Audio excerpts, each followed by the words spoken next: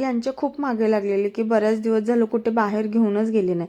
तर हे काय बोलले की विकेंड येऊ दे, विकेंडला सुट्टी असते तेव्हा जाऊ. सॅटर्डे गेला, संडे पण संपत आलेला. तर ह्यांच्या खूप मागे लागले. तेव्हा कुठे रात्री हे निघाले आणि रात्री कुठे जायचा हा खूप मोठा प्रश्न पडलेला. तर ह्यांनी एक इन्स्टावरती रील बघितलेली. तर ते बोलले की तिथे हुसेन सागरच्या तिथे रात्री म्हणजे विंटर महोत्सव मेला लागला आहे, तर तिथे जाऊयात. कारण रात्रीच्या टायमाला 4 ते 11च्या दरम्यान आहे त्याचं एंट्री. तर मग जाऊयात म्हणून आम्ही निघालो अशी. आणि इतकी गर्दी होती रस्त्याने काय सांगू. कारण ह्या साईडला हे मेला भरतोय म्हणून असावी कदाचित.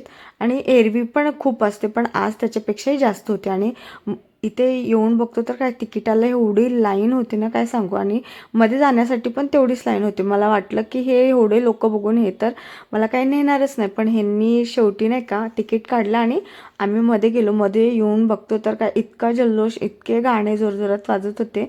आणि मस्त असं रेनफॉल बनवलेला त्यांनी, खूप छान आर्टिफिशियल बनवलेलं. मला वाटलं की खोटं खोटंचं पाणी वगैरे असेल. जवळ जाऊन बघते तर काय मस्त होतं. आणि शॉपिंगला पण इतके काही ऑप्शन होते आणि लेडीजचं जास्त सामान होतं.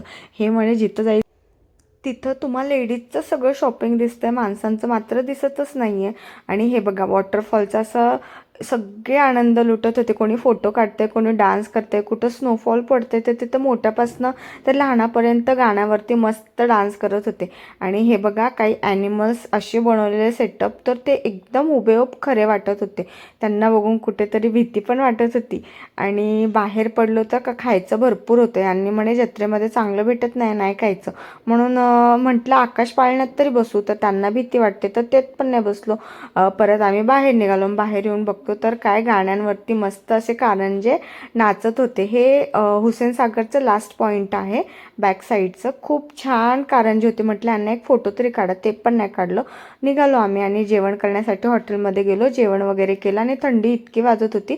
तर हे म्हणे चहा छान भेटतो, पिते का. तर हो म्हटलं पिते आणि बघून सांगते कसं आहे. तर पिला आणि काही दुसऱ्यांदा पिईल असं नव्हता. भेटूया पुन्हा, बाय.